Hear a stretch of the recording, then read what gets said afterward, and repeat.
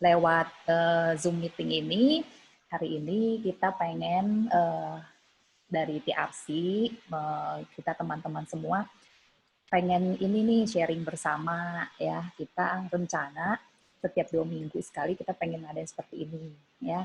Kita bisa ada sharing session mulai dari hari ini dari Hansis dan ada sedikit dari saya. Nanti mungkin 2 minggu kemudian dari teman-teman yang lain kalau mau sharing kita sangat terbuka, kita suka gitu ya, kita saling dengar sharingan teman-teman semua pasti bermanfaat buat kita semua. Gitu. Semua dalam keadaan sehat ya, puji Tuhan kita semua senang bisa berkumpul, bisa ketemu di Zoom kali ini. Oke, untuk tidak lama ya, kita biar nanti ada kita bisa saling berdiskusi. Hansis akan share PPT, ada materi yang bisa di-sharing. Nanti mungkin tidak sampai selesai semua PPT-nya, kita bisa masuk sambil mau berdiskusi. Kalau ada yang mau langsung bertanya atau komen, boleh ya, Hansis? Boleh, boleh. Boleh ya. Jadi sebenarnya kita nggak pengen terlalu formal sekali ya. Mungkin kayak teman-teman lihat di event lain itu kan mereka under suatu organisasi, under suatu komunitas yang besar. Kalau kita sih kayaknya lebih informal aja, ajang diskusi, ajang sharing. Jadi nggak harus sharing suatu materi yang wow gitu ya. Jadi mungkin teman-teman kadang bisa sharing suatu masalah dan yang lain bisa mikir bareng-bareng solusinya yang kira-kira apa gitu. Jadi mungkin yang sharing juga mendapatkan manfaat juga dengan dia yang lain bisa fokus ke menyelesaikan masalahnya dia, memberikan solusi yang mungkin gitu. Kalau nggak tambah bikin pusing ya. Jadi idenya begitu. Memang waktu itu acara kita di TRC mirip-mirip seperti ini, tapi kita ngumpul-ngumpul bareng, ada makan-makannya, ada presentasi, proyektor, tapi karena isu COVID ini, jadi mungkin kita nggak bisa melakukan itu. Nanti begitu selesai bisa kita lanjutkan seperti itu, tapi saya pikir kita mulai aja dengan Zoom seperti ini, di mana era yang baru ini sudah biasa lewat Zoom atau lewat virtual, dan mungkin harapannya sih nggak ada masalah gitu untuk sharing-sharing seperti ini. Itu Paul. Benar ya. Oke, kita mau topik kita episode pertama ini, ada episode loh, karena ada episode selanjutnya ya. Kita title-nya itu mau ngomongin running with heart. Gitu. Apa sih running with heart itu? Ya, coba Hansis boleh waktu dan tempat yuk kita sama-sama dengerin sharing dari Hansis. Boleh share screen? Boleh. Oh ya, mungkin saya mulai dulu perkenalan sedikit soal TRC. Apa sih sebenarnya TRC itu? Mungkin ada yang belum tahu juga tentang TRC. Mungkin saya pengen share sedikit.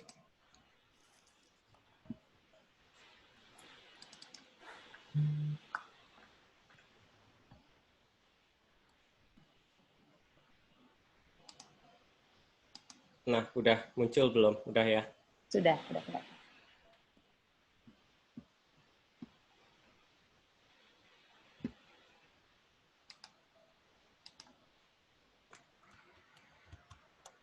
Nah, TRC itu sebenarnya awalnya kan kita mengadakan Monas Marathon.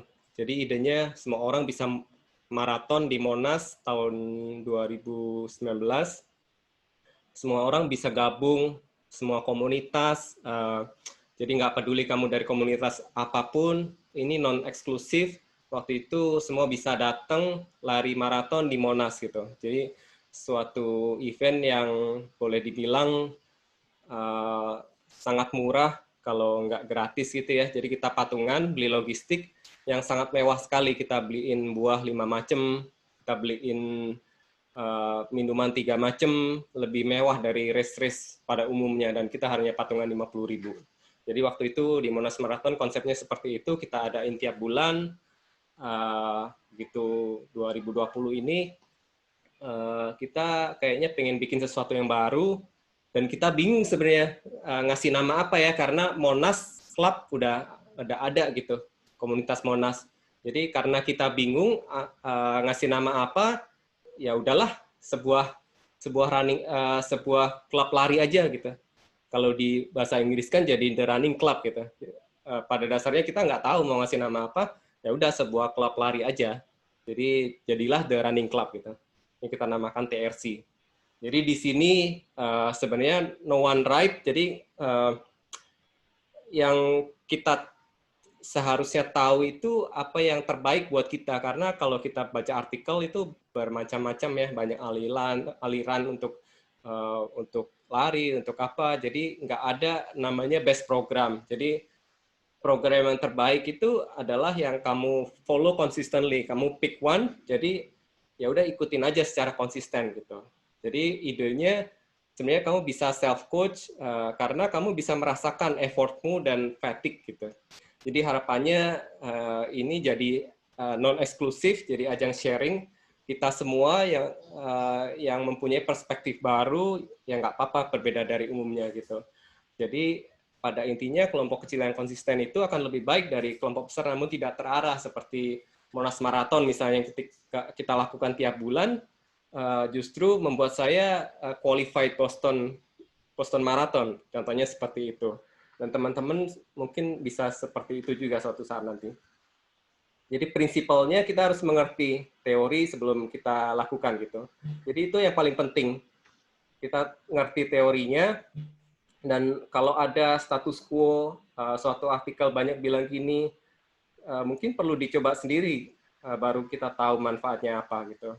Jadi kalau kita nggak constantly learning dan applying dan melakukan itu, menerapkan pengetahuan itu, sebenarnya kita nggak improving, kita malah mundur. Nah, harapannya ada feedback dari runner-runner lain, sehingga suatu saat larimu akan semakin baik dan dinamis, nggak statis saja gitu. Karena monotonik itu mungkin bisa nggak membawa kemana-mana. Jadi based on individual gitu. Karena setiap orang berbeda-beda, nggak bisa disamakan.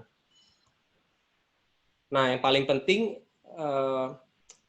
running kelihatan gampang, dan mungkin memang gampang gitu kalau sekedar lari. Tapi konsep running yang efisien itu sebenarnya nggak segampang yang kita bayangkan. Itu butuh bertahun-tahun konsistensi dan fokus yang untuk memperbaiki form kita, stability kita dalam berlari gitu. Nah, di atas semuanya itu, jadi kita harus punya purpose kenapa kita mesti konsisten lari. Jadi supaya kita punya motivasi lebih gitu, agar tubuh kita beradaptasi. Karena apa yang bekerja untuk kamu mungkin nggak bisa bekerja untuk orang lain. Jadi seperti itu. Nah, kita balik lagi ke screen ya.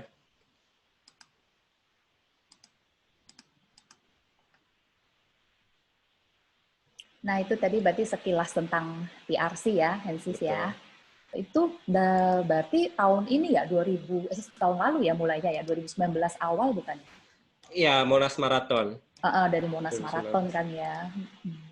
Ini screen-nya gimana baliknya ya?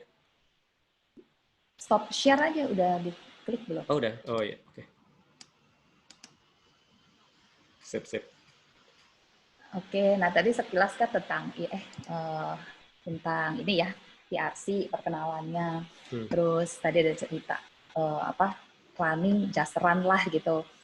Ini berikut nih saya pengen share sedikit nih tentang aku gitu ya. Ntar saya coba buka. Nah, sebenarnya topik running by heart itu mungkin lebih cocok yang menggambarkan itu Cici Polni ini ya. Jadi karena apa ya? Ya memang secara umum saya itu justru pengen menggambarkan running by heart itu kita mesti suka dulu larinya gitu. Jadi kalau kita belajar lari macem-macem tapi kita nggak suka, nah sebenarnya pelajaran pertama yang perlu kita dapat itu ya kita suka lari dulu sehingga kita konsisten lari. Nah, heart-nya itu tuh yang mesti dapat.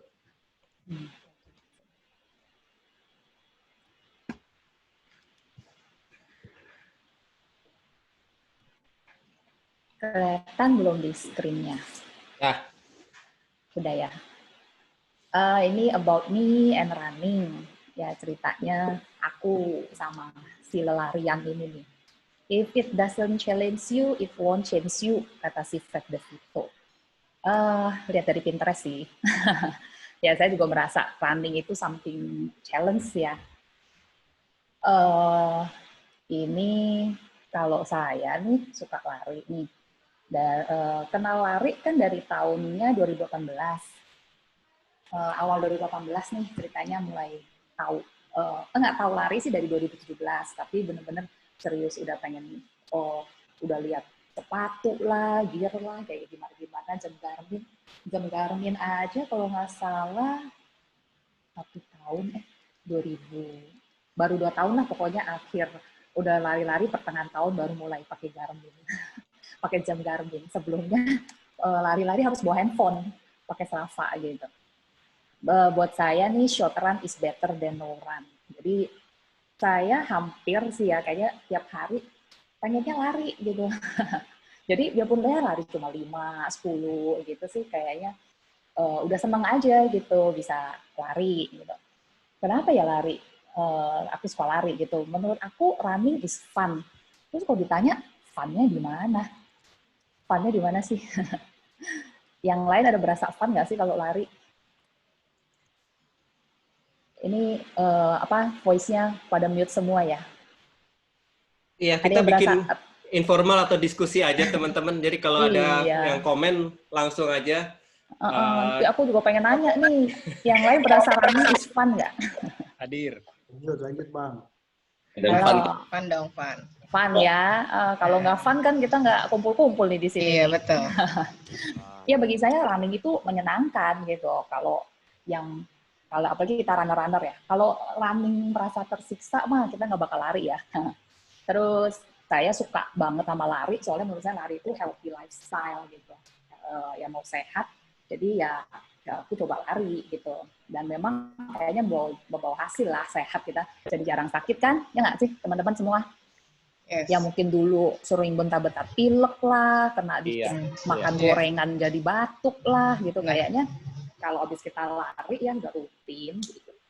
Kayaknya antibodi badan kita juga, imun badan kita juga kayaknya meningkat gitu ya.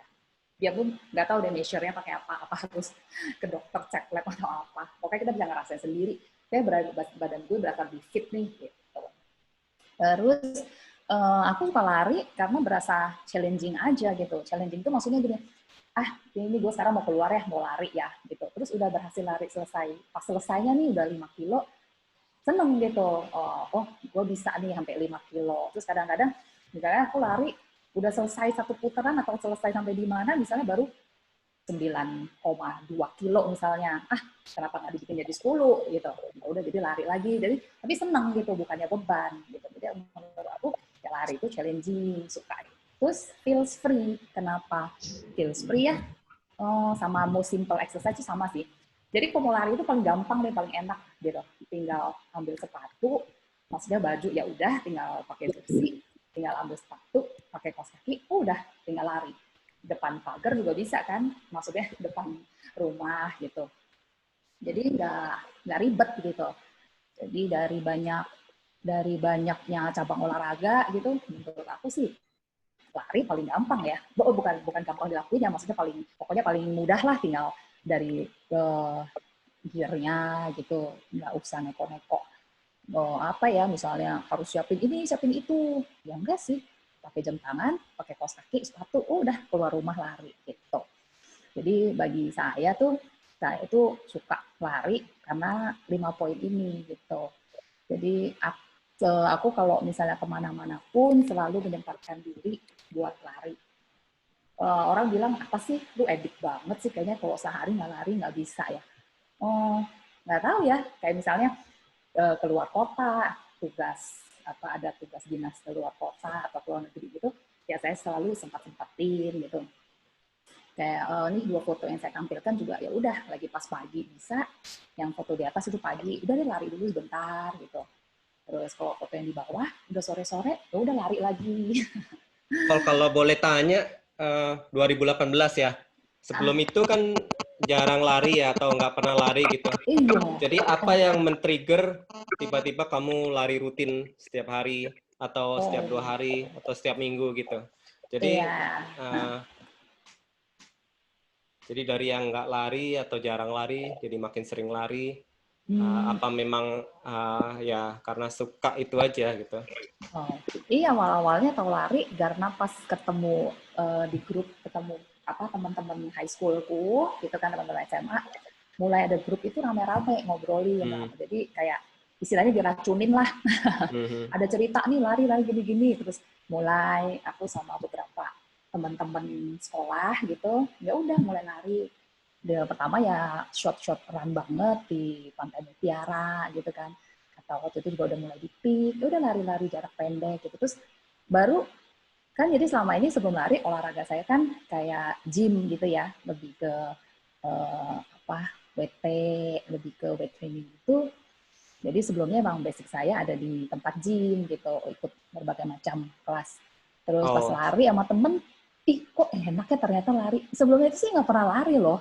Lari Tapi terakhir di SMA. dari Pas dulu, mulai olahraga. kelihatannya dari dulu lifestyle-mu itu udah mengarah ke healthy lifestyle ya. Maksudnya nge-gym, makanan pun kan selama ini kamu vegetarian. Iya. Jadi udah terpola dan mungkin switching saja ya. Jadi lari dapet, ya udah lari terus gitu. Iya, ya mungkin beruntung karena saya basicnya ada dari cabang olahraga lain. Maksudnya dari udah nge-gym gitu. Ya. Saya ingat banget tuh feeling pertama-tama waktu pas awal-awal lari. Kok lari tuh enak ya? Kenapa nggak dari dulu aja ya gua lari? Gitu. Maksudnya kayak model kayak apa ya? Kayak rabbit itu loh. Energizer-nya iklan ya, diputer krek krek krek, terus tiba-tiba kelincinya pukul-pukul drum terus jalan tek tek tek tek tek tek. Aku berasa ya so feel free lah ya kalau bisa lari ya, kalau bagi aku. Iya. Ya udah dari situ, terus kemudian aku baru kayaknya iya enak nih lari nih, ya udah rutin tiap minggu tiap bulan gitu. Nah, mungkin kalau dari sisi aku justru kebalikan 180 derajat. Gimana Hen? Jadi aku sebelum 2013 itu nggak pernah lari. Aku tuh dulu kan pekerja kantoran ya, jadi korporasi banget gitu. Jadi aku kerja kantoran, waktu itu ketemu dokter kantor, setiap tahun itu medical check-up-nya selalu kolesterolnya tinggi gitu. Jadi kayak suatu saat itu ditakut-takutin bener sama dokternya, kamu kalau mau ngelihat anak-anakmu sampai dewasa nanti, kamu mesti olahraga rutin atau minum obat, pilih mana gitu. Ya udah saya pilih olahraga rutin aja gitu. Jadi perjalanan 2 bulan awal lari itu nggak se-happy itu justru. Aku larinya sendiri, jadi persis pada masa PSBB gini, larinya di kompleks saja, setiap 2 hari, 30 menit, ya udah kayak robot aja gitu. Aku nggak berat sekali 2 bulan itu. Jadi setiap 2 hari aku lari 30 menit, 2 hari lagi aku lari 30 menit. Jadi aku mikirnya itu kayak pekerja kantoran juga. Pekerja korporasi itu kalau kita dikasih objektif gitu, gimana pun caranya ya akhir tahun kamu harus meet objektif itu atau kamu nggak dapat rapot yang bagus di kantor itu. Jadi aku mikirnya seperti itu dan aku mikir, oh iya ya ini kan untuk kesehatanku sendiri gitu. Apa lebih nggak penting daripada target kantor? Soalnya kesehatan kita kan justru lebih penting gitu. Makanya, oh iya aku mesti meet objektifku itu setiap 2 hari lari. Nah 2 bulan pertama itu justru yang paling berat tuh. Merasa fun juga enggak, lari kenceng juga enggak gitu. Jadi ya udah dilariin aja gitu. Begitu melewatin 3 bulan udah terbiasa, oh ya udah baru pelan-pelan, oh iya lebih enak ya. Tapi dari dulu itu sendiri terus aku larinya sampai kira-kira 6 ya 6 bulan pertama itu ngeliling kompleks rumah aja gitu. Jadi Tapi basic. pelan-pelan feelingnya dapet. Berapa lama itu feelingnya dapetnya? Ya waktu itu 3 bulan konsisten lari, habis itu 1 bulan mogok gitu. Nggak mau lari ya, capek. Habis itu sebulan itu nggak lari sama sekali tuh. Habis itu balik, oh iya mesti lari lagi ya, keinget omongan dokter itu. Oh iya, mesti sehat nih. Nggak mau Terus minum obat. Habis itu lari lagi gitu. Habis akhirnya itu, berapa lama pas balik udah cek kolesterolnya udah bagus, udah nggak usah makan obat deh. Habis lari berapa lama tuh? kolesterolnya itu sebenarnya sih nggak nggak turun-turun banget gitu. Turunnya di borderline, tapi HDL-nya yang bagus gitu. Nah itu jadi catatan tuh, oh iya HDL bagus, ya udah oke lah sekarang gitu. Jadi selain total kolesterol, HDL kolesterol baik itu juga mempengaruhi. Jadi memang secara genetik kolesterol dari orang tuaku itu tinggi gitu. Jadi ya biasa aja, aku nggak merasa pegel-pegel dengan kolesterol sampai 270 waktu itu ya. Wow, tinggi ya. Kan maksimalnya berapa? 200 ya kalau nggak salah. Ya 200, tapi ya nggak ada kendala apa-apa. Mungkin buat badanku tuh ya normal aja gitu. Jadi nggak ada sesuatu yang bikin sakit-sakit, pegel-pegel, enggak sih.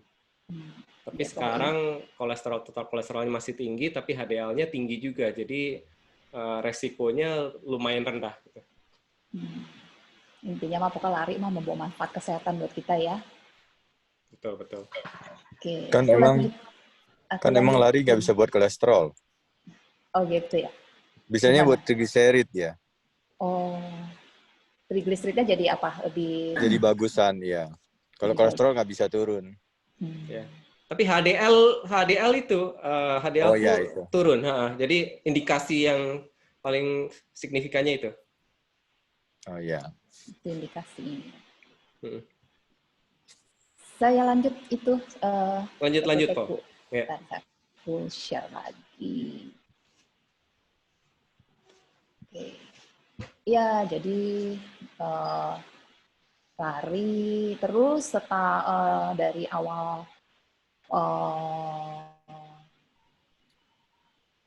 2018, kemudian ini kok nggak jalan sih. Nah, terus ini ceritanya sih perjalanan larinya lah. Ya bukan perjalanan juga sih, ini cuma beberapa yang aku ambil. Aku lebih suka long distance run sih ya. Jadi menurutku emang long distance kayak LR itu 90% itu mental, sisanya itu ya fisikal kita ya, maksudnya kita harus kuat, harus sehat. Tapi benar-benar kayaknya pengen lari HM, mau lari FM, mau cuma latihan lari berapa kilo. Kalau udah long run, kayaknya harus siapin mental dulu nih. Kalau yang emang nggak suka, maksudnya kalau dia nggak ada mental ya paling nanti lari bentar, udah capek udah deh selesain aja lah gitu. Ini setelah lari, ini kan 2018 nih foto paling kiri, kalau nggak 2018 itu ikut BNI HM pertama gitu. Lucu banget sih pada awal pas mulai nggak pernah ikut race, pas lagi ikut HM malah jauh pula ya di Depok ya. Baru tahu kayak begitu gitu ya. Terus next-nya HM berikutnya setelah rutin latihan dan latihan dengan teman-teman komunitas ya akhirnya ada hasilnya lah kelihatannya ya, maksudnya selain sendiri senang lari ada dapat bonus juga, misalnya bisa podium gitu. Itu contoh lari HM-ku di atas. Kalau yang di bawah ini ya misalnya FM pertamaku ada di Bormar, itu juga belum pernah FM, tiba-tiba langsung ikut di. Berapa jam waktu itu, Po? FM pertamanya? Yang pertama ya, yang pertama masih 4 jam 57. Itu benar 4 jam 57. Rame-rame ini waktu itu sama komunitas PM Runner, bareng-bareng berangkat gitu. Agak kaget juga ya, waduh udah bangun subuh-subuh, terus larinya juga lumayan kan ya, namanya Borobudur gitu ya. Ya tapi ya udah senang aja sih bisa selesaiin FM gitu. Terus FM berikutnya waktu itu ada di ikut Hong Kong Marathon. Nah itu juga masih 447 gitu.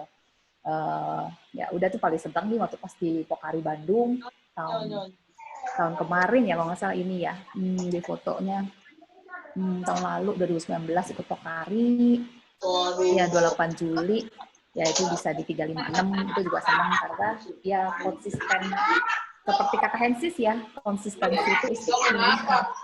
Udah senang lari, terus ada teman-teman lari juga, jadi makin lebih semangat gitu, latihannya, larinya gitu. Tapi ya seperti dibilang itu, saya lari kadang-kadang, maksudnya nggak lihat heart rate, pokoknya gue lari-lari aja gitu. Terus gue harus selesaiin 30 kilonya sekian jam nih, udah main lari terus. Tapi mungkin kayaknya waktu itu heart rate saya udah juga cukup tinggi gitu ya. Udah pas selesai lari, pas ngobrol sama teman baru dia, gila lo heart rate itu sampai segini tingginya gitu. 160, 165, waduh, sendiri kan nggak ngerti itu waktu itu. Terus dari Pokari, terus ikut MBM, terus ada ini ya tahun 2019, terakhir Jakmar, yang FM, terus ini foto di bawah, race satu-satunya race tahun ini 2020 Super Bowl tuh sama Hensi sama Ciwiwik. Ciwiwik mana suaranya? Halo. Lagi di mute ya. Ya, pas lagi Januari tuh bisa ikut Super Bowl. Nah, semua ini saya lakuin long run ini bisa ikut race FM, terus hasilnya juga lumayan ya, biarpun masih 352 begitu. Bukan lumayan lagi, signifikan po dari sub 5 jam jadi sub 4 jam. Gitu ya. Kurang dari setahun. Dari yang dari pas jam 3.47 di Hong Kong, 3.47 di Hong Kong itu kan bulan Februari. Terus Julinya sempat ikut Gold Coast Marathon, hadiah dari BFI. Waktu itu bulan Juli di Gold Coast Marathonnya dapat 400. Jadi dari 447 ke 400 itu ya lumayan senang banget gitu. Ya aku pikir kebantu cuaca juga sih karena larinya kan di Gold Coast kan enak gitu. Wah, itu bikin tambah semangat nih. Wah, ini udah 4 nih coba bisa lebih mungkin waktunya bisa lebih bagus nggak. Nah, dari situ saya senang banget, makin demen lari deh. Gitu. Tapi di Pokari itu kamu membuktikan bahwa memang bukan karena cuaca dingin kamu bagus. Karena di Pokari Bandung pun juga kamu justru lebih bagus lagi daripada di Gold Coast ya. Iya. Ini kan Juli, ini 28 Juli. Kalau nggak salah Pokari itu 2 minggu, Gold Coast itu 2 minggu sebelumnya ya. 7 Juli kalau nggak salah. Yeah. Pokoknya udah mikir-mikir, waduh gila 2 minggu FM lagi. Terus teman-teman pada bilang, lu gila ya FM dulu. Tapi karena saya nih kalau ikut race gitu ya sebenarnya sih juga terbantu oleh teman-teman ya, maksudnya teman-teman memperkenalkan, bilang, ini bagus nih kayak Pokari kan kayaknya udah 2 tahun berturut-turut ikut nih misalnya, terus teman bilang, ini sekarang ada Pokari lagi, ya udah, ayo kita rame-rame ikut. Kalau misalnya suruh pergi sendiri juga males kali ya. Jadi teman-teman bilang, ayo kita ikut ini, ikut itu. Jadi makanya saya sering suka ikut race, misalnya habis baru Gold Coast 7 Juli, terus tiba-tiba udah daftar Pokari 2 minggu lagi, itu Juli, terus Oktobernya Jakmar, gitu kan. Tahun lalu November nggak ikut Bormar. Kok nggak ikut gitu ya? Nggak ikut Bormar, ya karena teman-teman nggak ikut Bormar. Sebenarnya pola pikir gitu salah ya. Tapi saya males kalau teman-teman nggak Bormar terus suruh pergi sendiri sih males gitu. Terus antara si Pokari sama si Jakmar ada MBM di MBM Bali. Nah di MBM waktunya berapa waktu itu? MBM 35 berapa ya? Itu 57 kalau nggak salah 56, cuma beda dikit ya. 356 ada di ketemu MBM, ketemu Hensis kan. Iya, sejak MBM itu jadi podium terus kan? MBM, podium terus. Jakmar. Iya sih ya, mudah-mudahan sih harus sehat dan kuat terus ya. Iya, setelah Super Bowl itu sudah tidak ada race, terus kemarin juga sempat rest karena ada salah makan, sempat opnam. Jadi habis itu udah mulai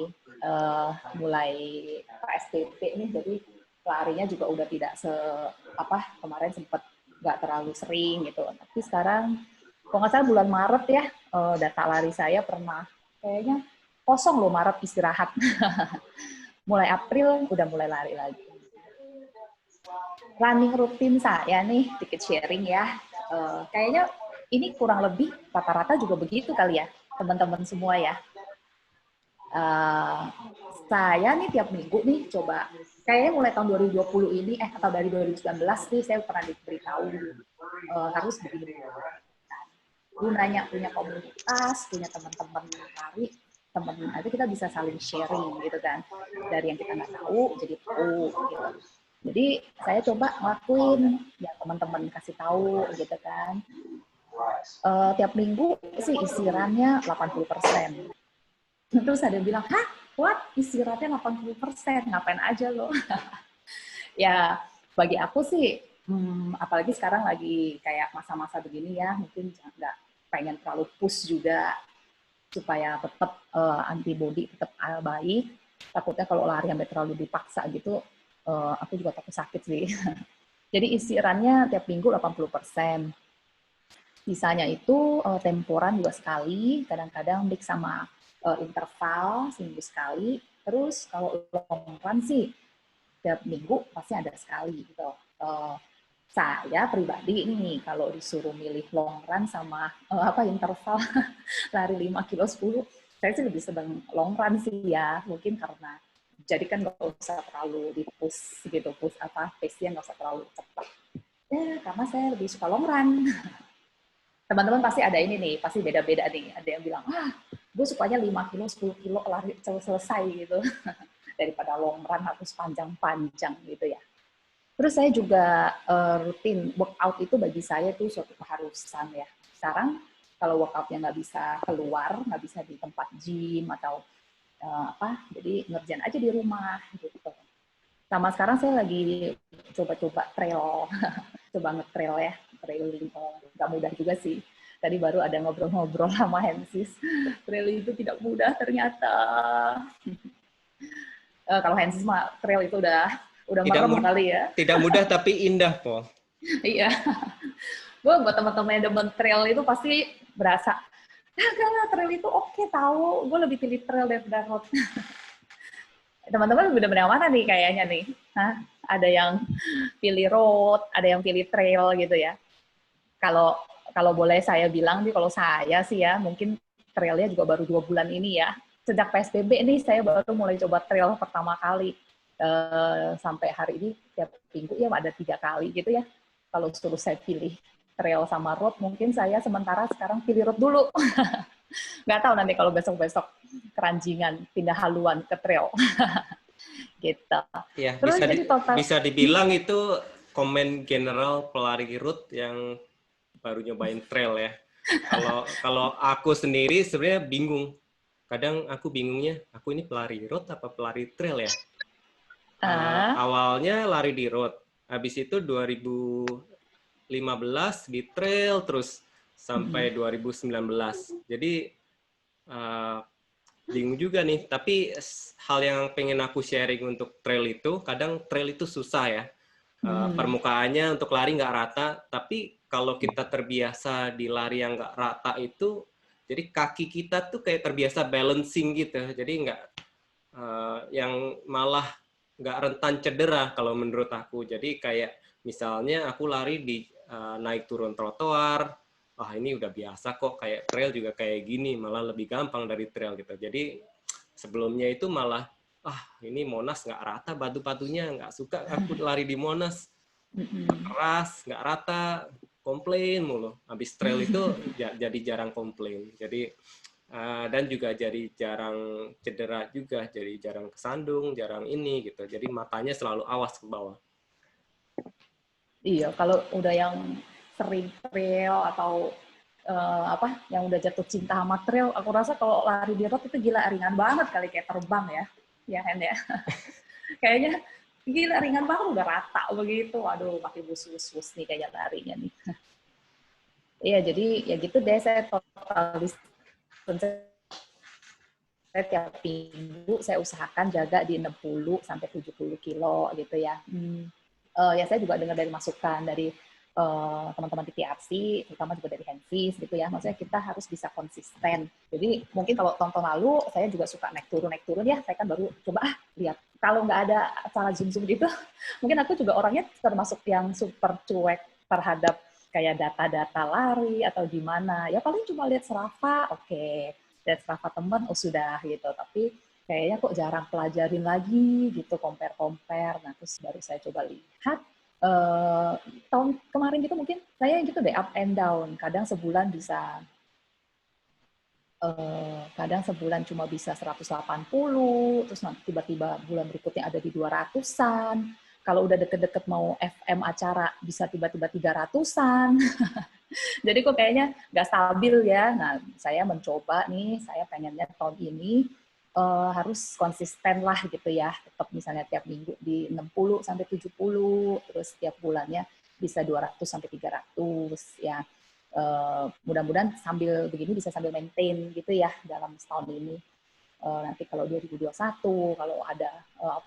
kalau ada acara atau ada event gitu, ya mudah-mudahan sih tetap konsistensi performanya gitu.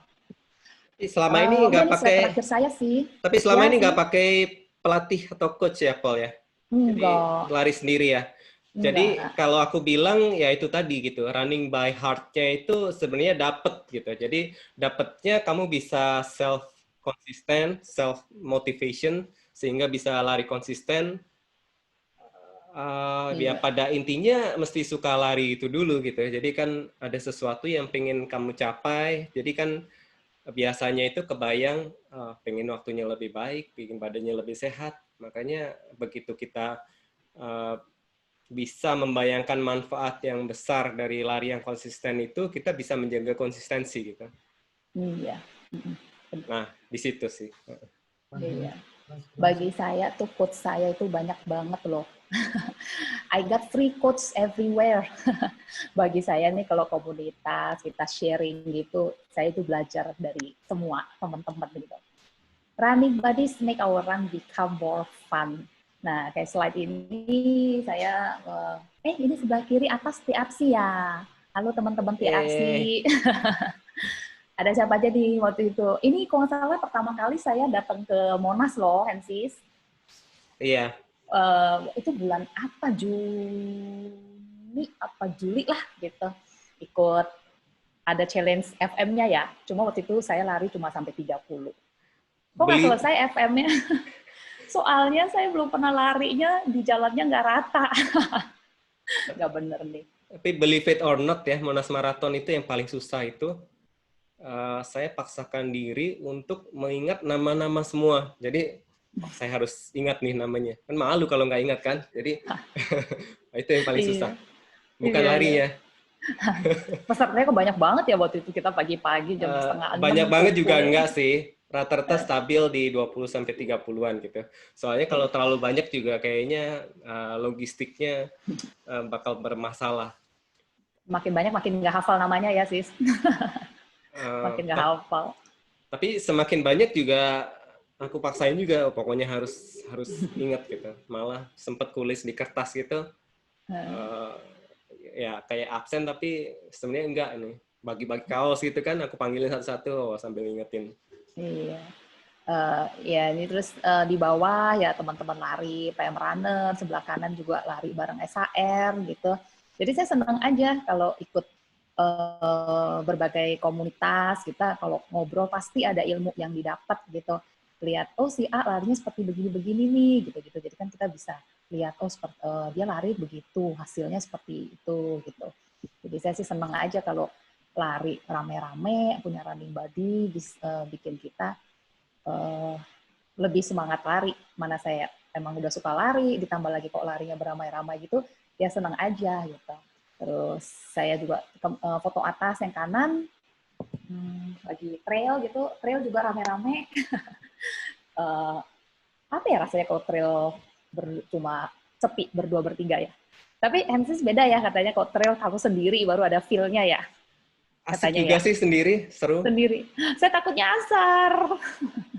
Ya, nggak, kayaknya sih memang mungkin aku agak aneh juga sih ya. Kadang malam-malam gitu kan, aku pikir dulu, untuk melatih mental nih aku harus ngetrail malam-malam nih sendirian gitu. Serius Eh, malam-malam? Hah? iya, jadi betul. Di mana? Malam-malam dari stasiun Bogor, aku naik ke Sentul, Sentul yang sampai puncaknya. Dari stasiun Bogor ke Sentul malam-malam tuh nyampe ketinggian 1000, nggak ada orang, jadi nggak punya refill untuk minuman. Habis itu udah turun lagi, balik lagi stasiun Bogor, udah pulang paginya gitu, sampai subuh, sampai pagi gitu. Waduh, Sempet itu juga hujan-hujan deras. Ya gimana ya, kalau hobi itu sebenarnya kadang kita tuh nggak banyak berpikir panjang sih waktu itu. Ya udah lakuin aja gitu. Cuman memang dari dulu ya backgroundku kayak aku cerita tadi, aku pekerja korporasi, dan dulu sebelumnya lagi aku tuh pekerja di lapangan gitu. Jadi aku pernah bekerja di uh, lapangan lepas pantai di offshore yang mungkin jadwalnya itu 4 minggu di offshore sana, cuman ngelihat laut aja sekeliling 360 derajat, nggak ada orang lain, kerjanya 4 minggu, 12 minggu setiap shift, 12 jam setiap shift dalam sehari, habis itu begitu terus selama 28 hari. Nah, baru kita turun gitu. Jadi dari kondisi itu, dari dulu sih mungkin aku terbiasa uh, di solitude ya. Jadi terbiasa menyendiri, terbiasa aku harus beradaptasi dengan kondisi seperti itu. Tapi terkadang di sana fasilitasnya itu super mewah gitu. Jadi di Deepwater Drill Ship itu ada gymnya, ada meja pingpongnya. Jadi lumayan bisa kadang pakai treadmill sesekali aja. Jadi nggak selamanya. Makanya dari awal aku terbiasa lari sendiri, ya udah sendiri aja gitu. Jadi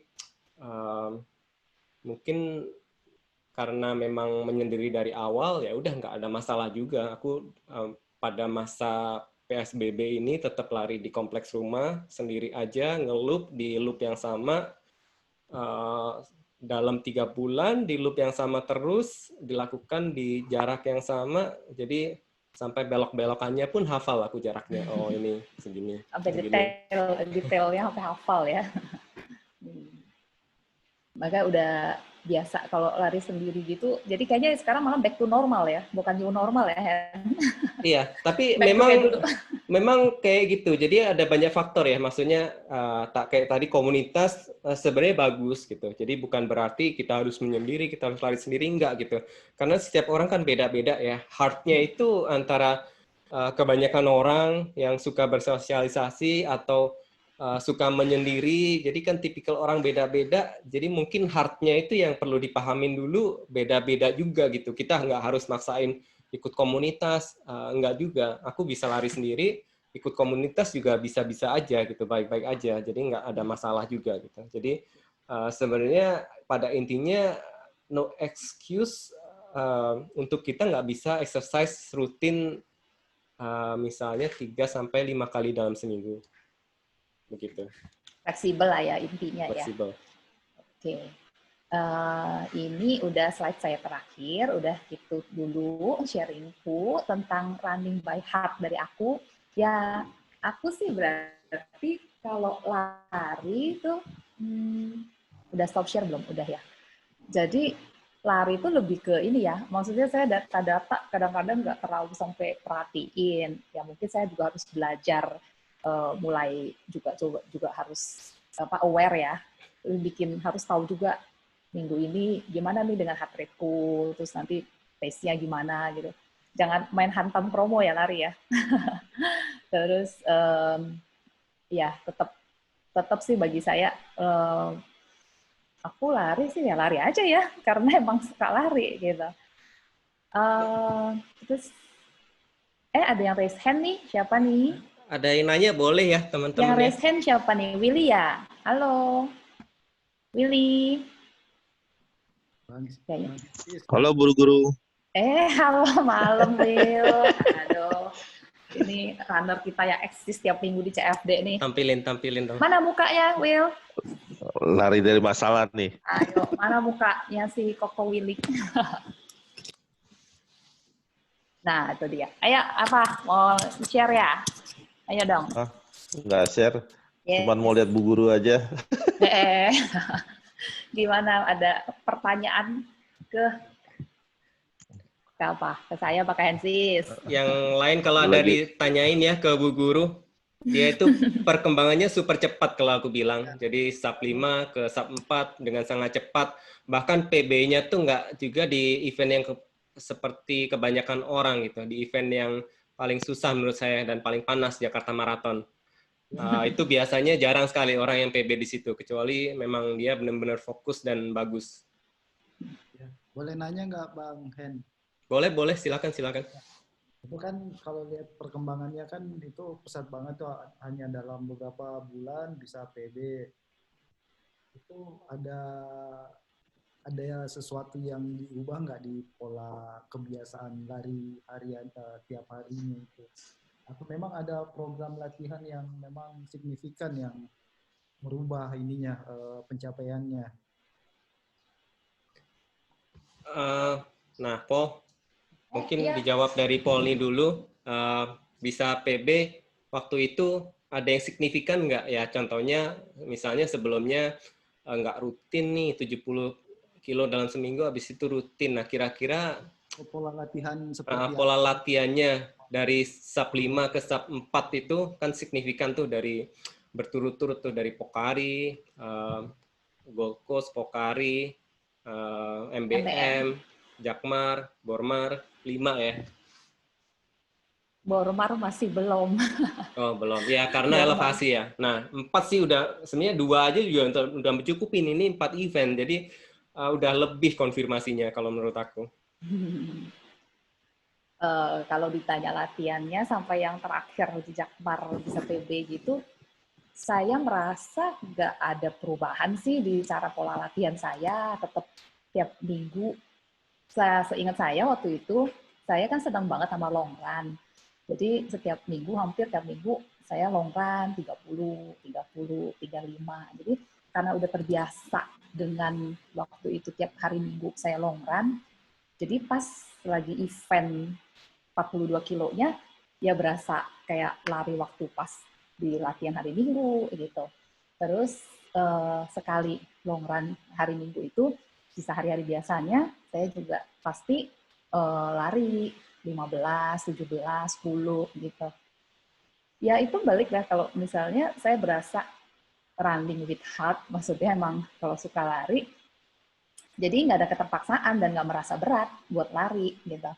Terus kalau pas lagi event itu saya berasa, oh biasa lari 30 kilo, udah biasa nih misalnya waktunya segitu. Ya udah tinggal sisa 12 kilo, ya bisalah kan 30 kilo aja udah dilewatin, berarti 12 kilonya pasti anggap aja lanjutin lagi larinya. Dan larinya nggak pakai beban kali ya. Nggak set, saya mungkin bukan tipe orang yang ngitung-ngitung sampai pakai tulisan dulu sekian kilometer ke sekian gitu ya. Nggak tahu deh itu plus atau minus ya. Saya cuma sharing kalau saya sendiri. Jadi saya orangnya juga, saya ada, maksudnya tempat lari yang selalu bareng-bareng lari sama saya. Kalau misalnya saya lihat, saya lari tuh jarang lihat jam. Jarang lihat sendiri udah pace berapa ya. Larinya sendiri berasa, kok udah tambah lambat ya, udah kencengin lagi. Tapi kalau udah capek, mungkin berasa, saya mau melan, akhirnya kenceng lagi. Ya kadang-kadang baru lihat gitu. Jadi pas lagi ada yang bilang nggak bisa, kamu juga harus atur sendiri. Oh ini udah kilometer berapa, pace-nya udah harus sekian. Ya itu sih saya juga mau coba belajar ya buat kedepannya. Mungkin harus perhatiin pace juga, terus heart rate-nya juga gitu. Jadi kalau untuk kemarin bisa PB-PBFM, sebenarnya saya juga bingung ya kenapa. Tapi caranya ya sama aja sih, pokoknya intinya long run kali ya. Dan nggak semua orang suka long run ya. Gitu kalau dari saya. Nah, mungkin kalau bisa saya tambahin ya, itu terkesan caranya sama aja sama yang lain, sebenarnya enggak gitu. Jadi Kalau menurut aku, seseorang bisa sama-sama 70 km seminggu, tapi bisa jadi yang satu orangnya itu misalnya dibagi 5 rata gitu ya. 15, 15, 15, 15, 10. Habis itu orang kedua bisa jadi larinya cuma 10, 10, 10 aja, tapi di weekend lari 30 gitu. Nah, itu lebih cocok untuk program lari maraton menurut aku, karena long run itu sangat kritikal di long run-nya itu. Jadi kenapa banyak sekali yang aku dengar dan aku lihat ya, fenomena-fenomena pelari-pelari kencang nih, bisa pace 4, bisa pace 4:30, tapi ketika dan 5K, 10K-nya bagus gitu ya. Dan tapi ketika maraton itu ya nggak setara dengan hasil pencapaian 5 sama 10K-nya, bahkan dapat 3:30 pun dan sub 4 pun bahkan kadangkala berat gitu. Nah, di situ bedanya itu terkesan sama-sama 70 km per minggu, tapi sebenarnya enggak gitu. Jadi 70 km per minggu dilihat sekilas bisa jadi sama, tapi sangat berbeda sekali kalau kamu ada long run-nya, kalau kamu ada intervalnya, kalau kamu ada tempo, itu bisa significantly sangat sulit untuk dilakukan 70 kali seminggu. Gitu. Jadi ya mungkin bisa selanjutnya kita bahas ke situ sih arahnya. Tapi kalau aku bisa bilang lagi, biasa seseorang, peningkatan paling pesat seseorang itu di tahun pertama, ketika kamu nggak jarang lari, habis itu konsisten lari. Nah, itu biasanya pesat sekali peningkatannya, bisa memotong 15-30 menit easily in your marathon. Tapi ketika kamu udah punya PB yang konsisten, nah itu akan lebih sulit lagi gitu. Nggak akan sama dengan tahun pertama. Kamu harus punya effort lagi yang berbeda, harus berlatih karena kamu pengen berlari lebih kencang, ya kamu harus melatih pace yang lebih kencang otomatis gitu. Kalau kamu sama-sama terus, mungkin ya akan lebih lama lagi, kecuali ada perubahan yang lebih signifikan di situ. Nah, ngomong soal pace dan selanjutnya bisa kita masuk ke slide dari Hansis, kita sharing, boleh Hansis? Boleh. Yang tadi lanjut tadi. Ya. Iya. Ini teman-teman nih kalau misalnya ada mau tanya atau mau kasih komen ya langsung aja like, ya. Langsung aja. Jadi kita lebih ke diskusi sebenarnya. Jadi aku sendiri juga nggak mau terlalu formal dan nggak pengen terlalu rumit sebenarnya. Aku berusaha untuk menyederhanakan sebisa mungkin yang aku bisa ya. Jadi terkesan tuh kalau misalnya ini rumit nih, sebenarnya enggak gitu. Jadi mungkin dari dasarnya dulu, komponen dasar lari yang pengen aku bahas di sini. Lari itu sebenarnya ya gitu-gitu aja gitu. Jadi ada waktu, ada jarak, kamu tempuh kategori 5K dalam berapa menit, 25 menit, atau maraton dalam 4 jam. Yang pada umumnya dipahamin oleh orang-orang seperti itu, common modelnya of running ya. Tapi pada kenyataannya apakah sesimpel itu? Mungkin tidak gitu. Jadi the real world of running itu sangat kompleks sekali. Ada gravitasi, ada angin, ada resistance dari angin itu, ada power. Nah, selain itu kamu menapakkan kakimu belum tentu semuanya menjadi horizontal power. Ada yang banyak kebuang ke lateral power sehingga tidak efisien. Terus tinggi pantulannya mungkin terlalu tinggi sekali sehingga nggak efisien. Langkah per menitnya, ada kekuatan jantung, ada kekuatan kaki, ada mobilitas, ada agilitas, ada panjang langkah, ada ground time, berapa lama lari di tanah. Jadi sebenarnya sangat rumit sekali. Selain kamu harus melatih mentalmu untuk fokus, untuk menahan rasa sakit, untuk endurance-nya juga gitu, dan hidrasinya. Jadi sebenarnya sangat rumit sekali, tapi aku pengen mengambil satu model yang simplistik, yang sederhana, yang biasa aku suka ambil itu selain jarak dan waktu, kita harus pahamin juga ada berapa jumlah langkah dalam 1 kilometer dan panjang langkah kita gitu. Biasanya kita sebut dengan cadence, jumlah langkah per menit, atau panjang langkah, stride length. Sorry, belum share screen ya? Kita layarnya belum nih, masih Oh, sorry. buka-buka itu. Ya. Kita nanti lihat nih cerita PPT-nya, pace, stride gitu. Nah, ini sudah ada. Aku ulang sedikit lagi, aku kira udah share tadi. Belum. Jadi yang tadi ya, common model yang biasa orang pada umumnya pikirkan itu ini, waktu dan jarak, sederhana. Tapi apakah itu sederhana itu? Mungkin enggak gitu. Jadi ada banyak sekali yang bisa kita lihat di sini. Ada power, ada tinggi pantulan, ada enggak semua power itu jadi horizontal. Di situ ada ground time, ada air resistance, ada gravity, ada kekuatan jantung kita, ada strength, mobility, agility, ada fokus, ada pain, ada endurance, ada angin. Mungkin salah makan juga di pagi harinya, kurang tidur, jadi sebenarnya banyak sekali. Tapi aku paling suka mengambil model yang simplistik selain jarak dan waktu itu adalah jumlah langkah dalam 1 kilo atau dalam per menit dan panjang langkah stride length-nya gitu. Jadi mungkin ini yang perlu kita pahamin untuk menjadi pace itu sebenarnya bisa jarak dan waktu, tapi kita bisa juga melihatnya dari cadence sama stride length gitu. Jadi artinya kalau kita memakai cadence 160 atau kita memakai cadence 200, stride length-nya itu akan berbeda gitu. Jadi kalau kita pakai cadence rendah, maka kita untuk mendapat pace yang sama kita harus mempunyai power yang lebih besar sehingga stride length-nya lebih panjang gitu. Atau kalau kita bisa meningkatkan cadence kita ke 200, stride length-nya nggak perlu sepanjang itu untuk mencapai pace yang sama, maka stride length kita bisa pendek-pendek aja. Jadi dari sisi ini biasa saya suka mengambil modelnya gitu. Jadi kan biasa kita lari mikirin pace, oh ya harus segini. Tapi ketika kita mengacu pada pace saja pada umumnya, cadence kita akan berubah-ubah dan nggak stabil. Nah biasanya di situ.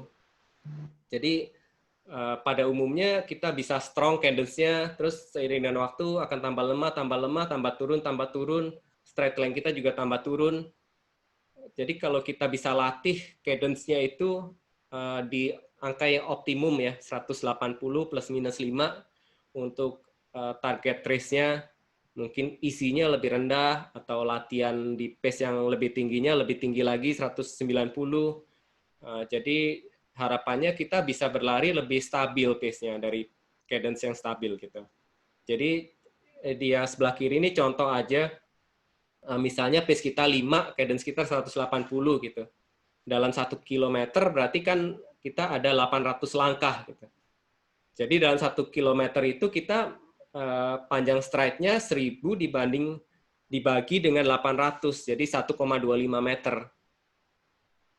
Jadi dengan cadence 180, kita harus menempuh 1,25 meter untuk mencapai pace 5, dengan kata lain begitu. Nah, jadi selain pace itu bisa dilihat cadence dan stride length target yang kita mau gitu. Jadi artinya kita harus latih di cadence tinggi, atau kita mesti latih juga di stride length yang tinggi 1,3 gitu. Sampai 1,4 kalau target pace kita sekitar 421 sampai 412 di sebelah sini.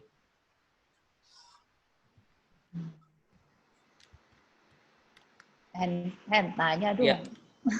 Saya nih ya, aku juga nggak stride-ku jarang sampai 1 meter. Lalu di bawah 1 meter. Stride-ku kok nggak bisa lebar-lebar ya.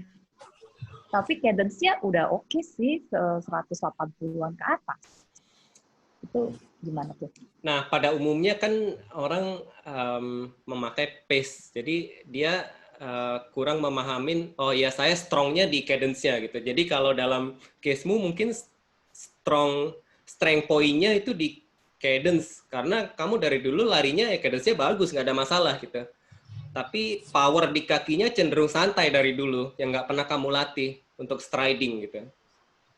Jadi makanya sesekali kalau aku bilang pakai analogi tadi, kamu bisa melatih di cadence yang rendah, tapi dengan power yang lebih sehingga panjang-panjang langkahnya, sehingga pace-nya sama. Jadi dengan kata lain, untuk improve kita harus meningkatkan cadence sedikit dan beriringan stride length kita juga harus tambah panjang gitu. Nggak cuman lebih sering lagi, tapi lebih panjang-panjang. Power di kakinya itu yang harus kita latih. Ya, salah satunya mungkin bisa dengan pace yang tinggi di interval atau tempo, mau nggak mau ya ke sana arahnya gitu. Jadi untuk lebih kencang, maka ya mau nggak mau harus berlatih lebih kencang. Kalau pakai stride 1 meter, kamu cadence-nya 200 pun akan terbatas pace-nya, bisa dihitung sebenarnya kayak rumus tadi. Jadi pace-nya ya pasti mentoknya di segitu gitu, nggak bisa improve lagi. Nah, itu kalau stride harus sampai semeter lebar-lebar gitu, pasti tenaga power yang dikeluarkan harus lebih banyak ya, effortnya ya. Ya sebenarnya enggak gitu. Jadi tergantung kebiasaan biasanya. Kalau Polni kebiasaan kan cadence tinggi. Kalau aku juga dari dulu sebenarnya nggak paham sih. Baru 2019 itu kepikiran gitu. Oh, kayaknya ada yang salah nih gitu. Apa ya yang pengen ku perbaikin? Salah satunya adalah selama ini cadence-ku rendah, 176, 175, 176, bahkan 170 gitu. Artinya dari dulu aku larinya panjang-panjang langkahnya, tapi cadence-nya rendah sekali, 170 sampai 176, di mana jauh dari angka optimum 180 itu. Tapi cadence sendiri juga ada maksimumnya gitu. Maksudnya terlalu tinggi sampai 200 juga kakinya nggak akan tahan gitu. Jadi angka optimum tadi mungkin plus minus biasa plus minus 5 lah simpangannya gitu. Jadi kalau cadence-nya udah bagus ya makanya harus dilatih stride-nya yang panjang-panjang di power di kakinya itu. Jadi mau nggak mau harus berlatih ya lebih kencang untuk pace yang lebih kencang. Kecuali kalau misalnya larinya di ultra gitu. Kalau ultra kan cenderung dalam jangka panjang nggak perlu lari kenceng, itu sesuatu hal yang sangat berbeda. Nah teman-teman kalau ada yang mau ditanyain ya, harapannya sih nggak terlalu rumit, tapi aku pengen bikin model yang simple sehingga dari hal-hal yang simple ini kita nggak usah terlalu banyak parameter dulu, tapi dari 2 ini dulu yang mungkin bisa kita improve gitu. Ya. Salah satu cara untuk ningkatin cadence sebenarnya kan kita ngatur kakinya, kita nge-kick lebih atas supaya dia lebih jauh waktu dia landingnya kan. Kalau mau meningkatkan cadence, artinya stride length-nya dipendekin, bukan dipanjangin, bukan lebih jauh gitu. Jadi makin sering harus pendek gitu. Nah, manfaat utamanya dengan cadence yang tinggi biasa akan mengurangi overstride gitu. Jadi kakinya akan melangkah pendek-pendek. Harapannya landingnya pasti tegak lurus dengan center gravity dari badannya, gitu. Nggak terlalu maju ke depan sehingga akan merusak lutut atau terkena pelantar kayak aku dulu gitu. Jadi karena overstriding terlalu ke depan ya langkah kakinya sehingga impact-nya itu sangat besar sekali, bisa damaging ke kaki. Nah, salah satu caranya bisa meningkatkan 5% dari cadence-nya, dipendekin aja gitu. Mana itu foto juga Juyu. Kita lanjut lagi ke slide-nya. Ya. Oh ya, terus satu lagi cara lain mungkin metronom, pakai metronom. Jadi metronom itu kayak bunyi ketukan ya, bisa dari HP, kamu bisa pakai headset. Sengaja set di cadence rendah gitu. 175. Jadi mau nggak mau untuk mengejar pace itu kamu harus panjang-panjang gitu. Kalau enggak, tapi harus menyamakan ketukan itu dengan kakimu. Kayak gitu caranya. Oke, kita lanjut lagi.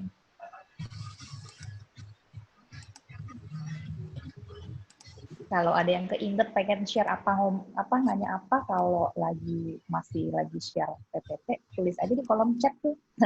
Nanti bisa kita baca sama-sama. Ini yang tadi oh.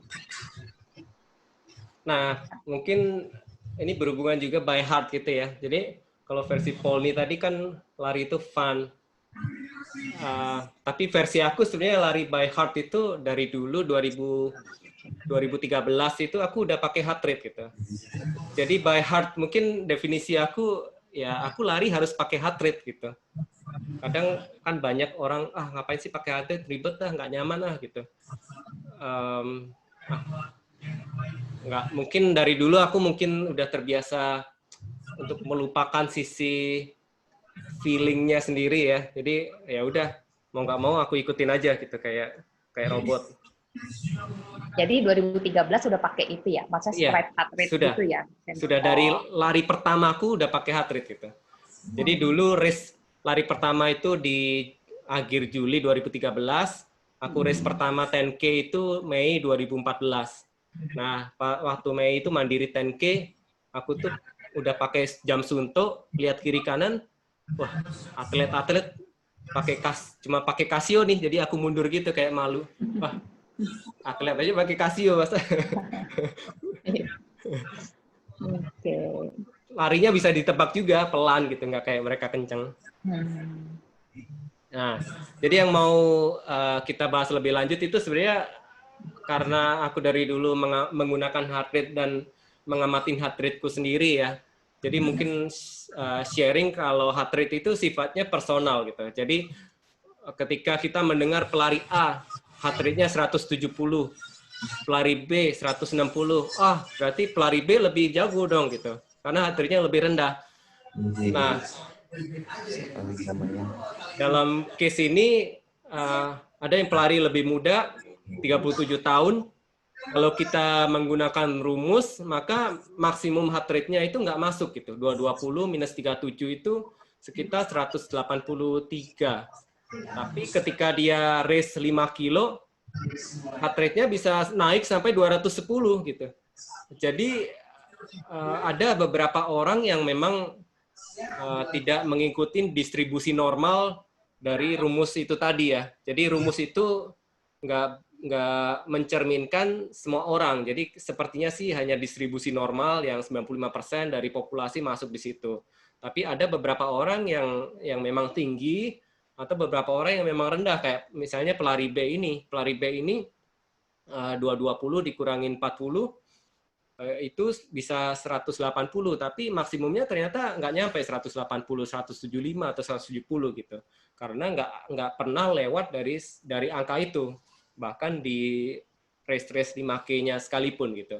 Jadi yang perlu dipahami itu heart rate setiap orang beda-beda dan mungkin bisa dikorelasikan dengan rest heart rate-nya. Rest heart rate itu ketika kita bangun, kita ukur berapa detak jantung waktu bangun. Jadi ketika kita nggak melakukan apa-apa, nggak ada beban, itulah rest heart rate kita gitu. Bukan pada saat minimum yang pas kita tidur, bukan gitu. Jadi artinya tidak ada beban sama sekali ketika bangun tidur, kita relax, kita ukur, ada di situ rest heart rate-nya. Nah, dari situ perbedaan antara maksimum sama rest itu kita namakan HR reserve.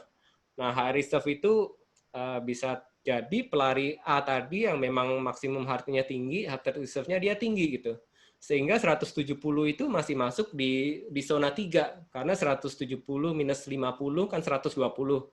120 dibagi heart rate reserve-nya tadi 160 hanya 75%. Nah, pelari B ini beda karena heart rate reserve-nya zonanya itu sempit, lebih sempit gitu. Jadi 160 meskipun lebih rendah tapi secara zona lebih tinggi 88% daripada heart reserve-nya. Sehingga untuk dia intensitasnya itu lebih tinggi, masuk ke zona 4 gitu. Nah, terus kemudian ada juga banyak argumen soal data dan feeling ya. Kayak misalnya orang yang memakai feeling, ini data bisa misleading. Feeling lebih akurat nih gitu. Kayak di Strava kan ada RPE, perceived effort. mereka nggak mau didikte by data, by pace, by heart rate, karena yang mereka rasakan itulah yang harusnya terjadi gitu. Tapi orang-orang yang didata itu juga beda nih. Aku nggak punya feeling. Aku lari sesuai pace apa yang ditunjukkan sama jamku gitu. Kalau jamku nggak nunjukin pace itu, ya berarti aku larinya pelan gitu. Nah, kita harus menemukan purpose dari data-data itu gitu. Dan ini mungkin bisa memberikan dua gambaran yang berbeda, kayak misalnya, oh ini Paul ini pakai feeling, aku lari pakai data, nggak ada salah bener, ya memang itu strength-nya kita gitu. Masing-masing orang punya strength, punya weakness, dan caranya adalah gimana menjadikan weakness-nya kita itu menjadi strength gitu. Artinya kita harus memahami diri kita masing-masing dan memperbaikinya, atau malah menggunakan weakness itu menjadi strength gitu. Kalau kita nggak punya feeling kan, oh berarti bagus nih aku lari di ultra berarti gitu. Jadi oh iya juga ya gitu. Jadi bisa dimanfaatkan. Tapi aku juga pengen loh handfish bisa rapi data-datanya, jadi dari heart rate sendiri baca sendiri belajar gitu ya. Jadi nggak main pakai feeling terus. Ya, perlu juga sih kayaknya belajar. Tapi sebenarnya menurut aku bisa dikombinasikan gitu. Kamu bisa pakai semua data, ya udah nggak usah dilihat aja gitu. Nanti suatu saat kalau kamu pengen review bisa gitu. Jadi kan artinya kamu nggak mau ditebak data bukan berarti nggak pakai jam, nggak pakai apa. Ya udah kamu pakai, nggak usah dilihat aja udah gitu. Kan sama aja gitu. Atau taruh di tas.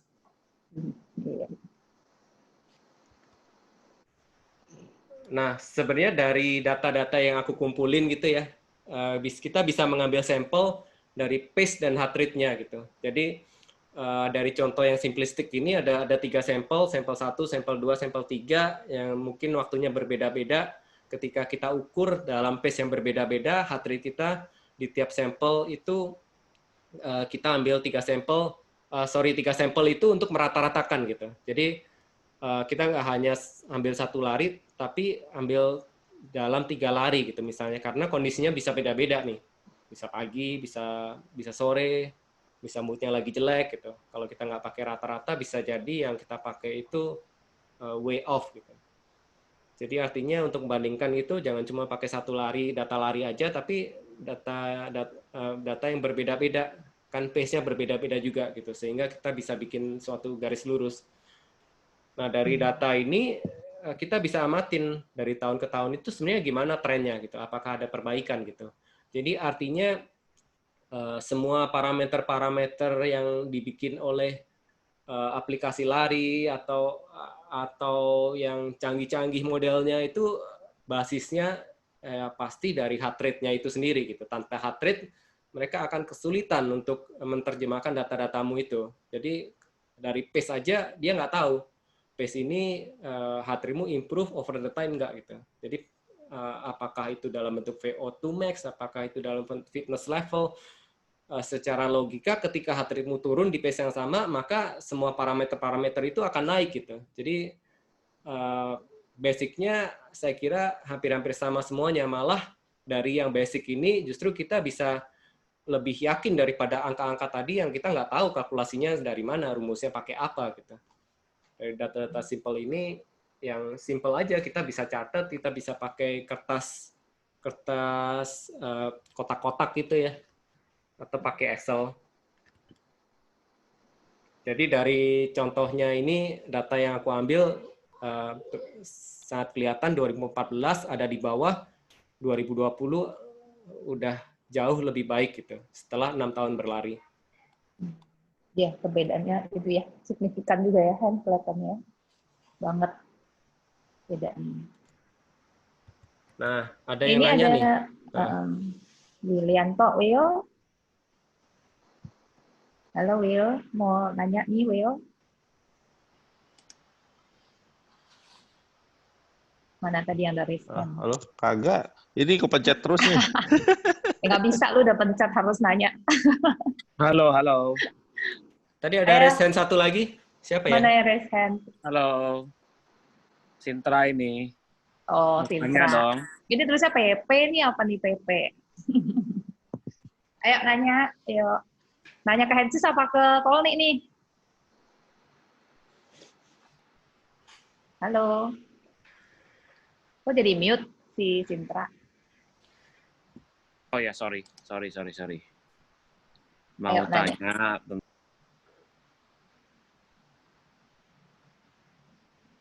Kepencet mute lagi dia. Pencet. Halo.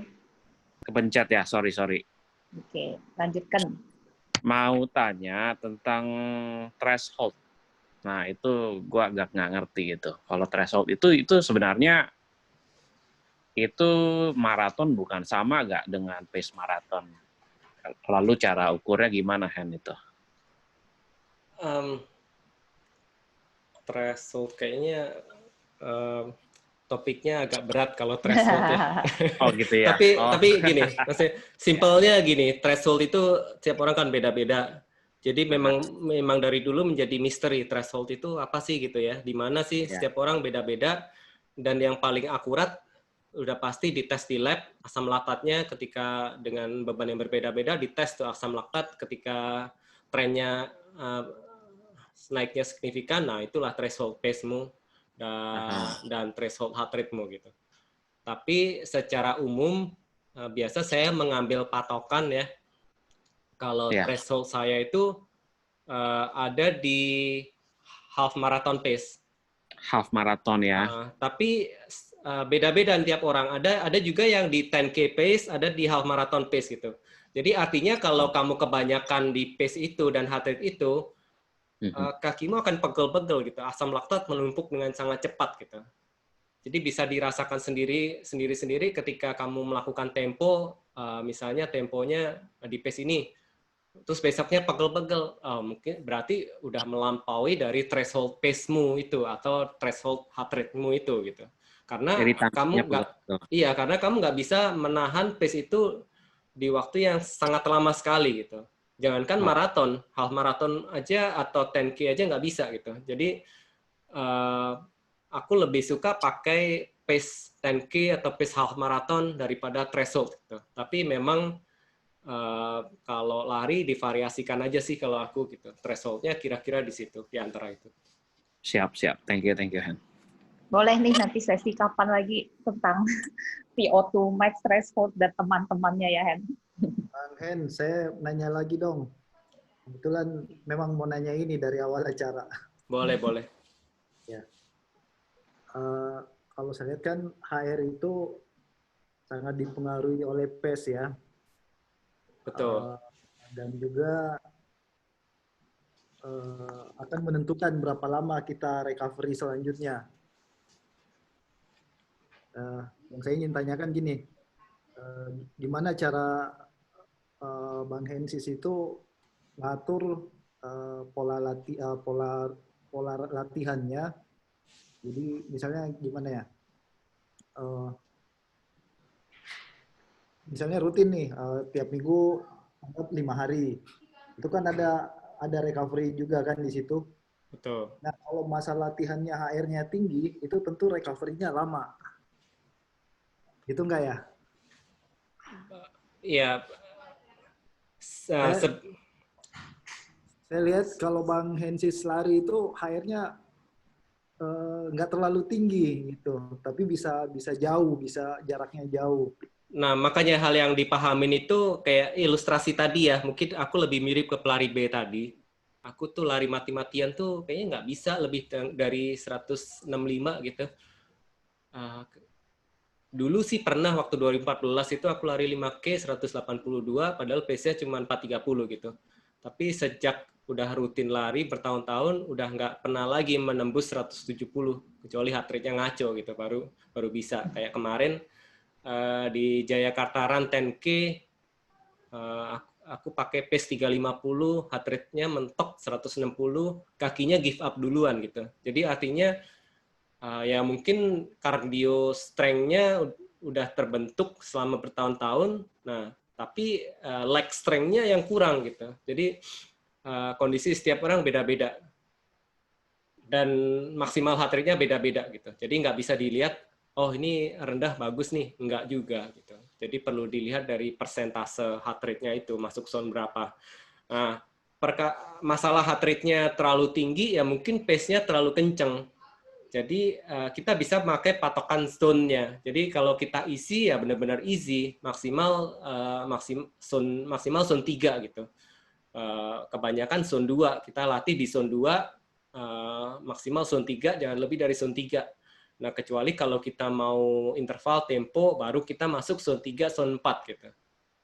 Atau kalau mau maksimal pun tempo bisa dipaksakan ke zone 5 sesekali gitu. Jadi dari situ kita biasakan terus, harapannya sih nggak terlalu drastis peningkatannya gitu. Artinya jangan mau terlalu cepat dengan beban terlalu berat gitu. Jadi artinya kita pelan-pelan dulu. Jadi kita pakai mingguan yang sama nih selama 2-4 minggu. Habis itu baru kita naikin, kita tambahin dikit.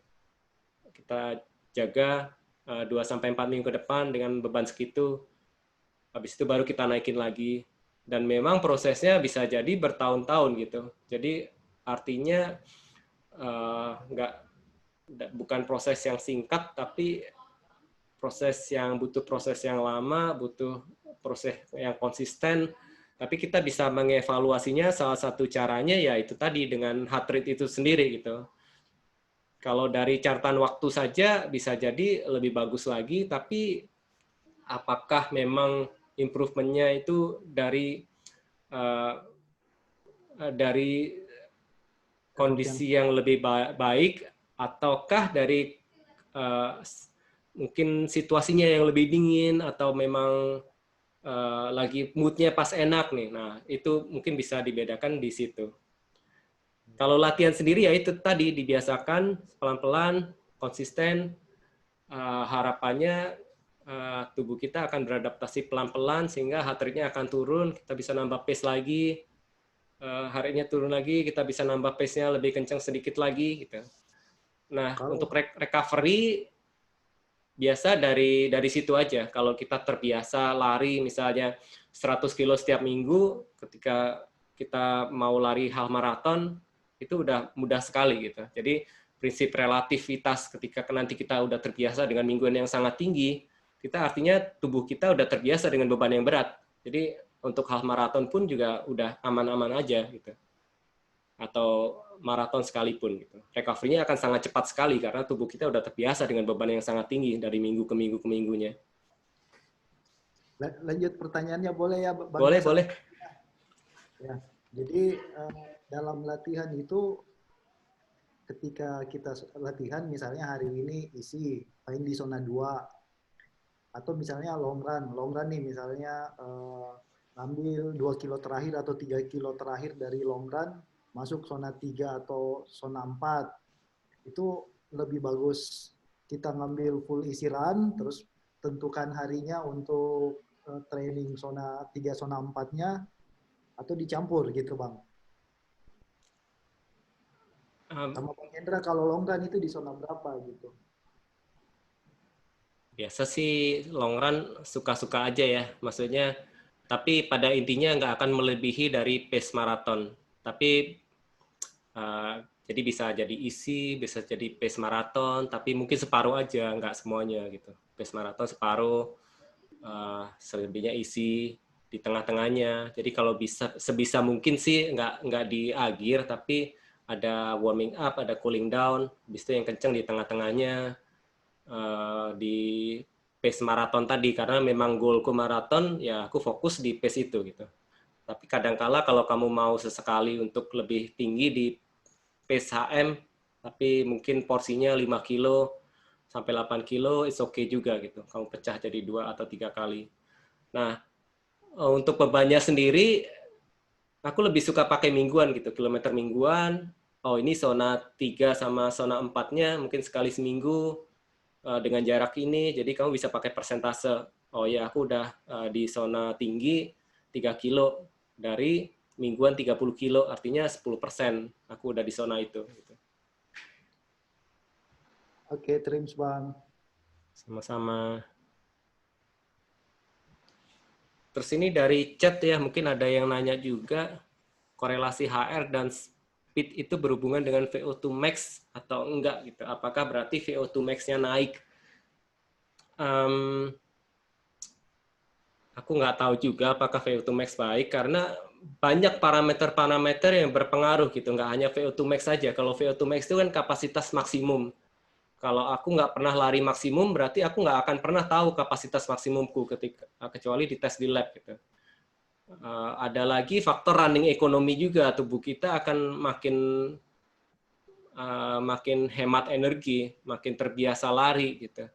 Terus ada juga faktor biomekanika. Biomekanika kita akan makin efisien, landingnya tegak lurus. Semakin banyak lari akan semakin menyesuaikan sendiri.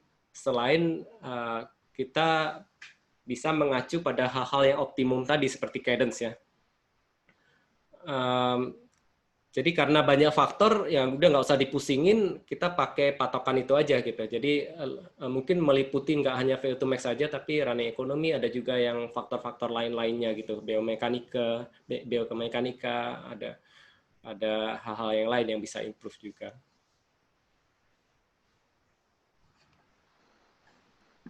Itu dari chat untuk tentang metode pacing-nya, kayaknya Hen ada ini ya yang bisa di-share tentang metode pacing. Oh iya, kita lanjut ya. Mungkin satu lagi slide-nya.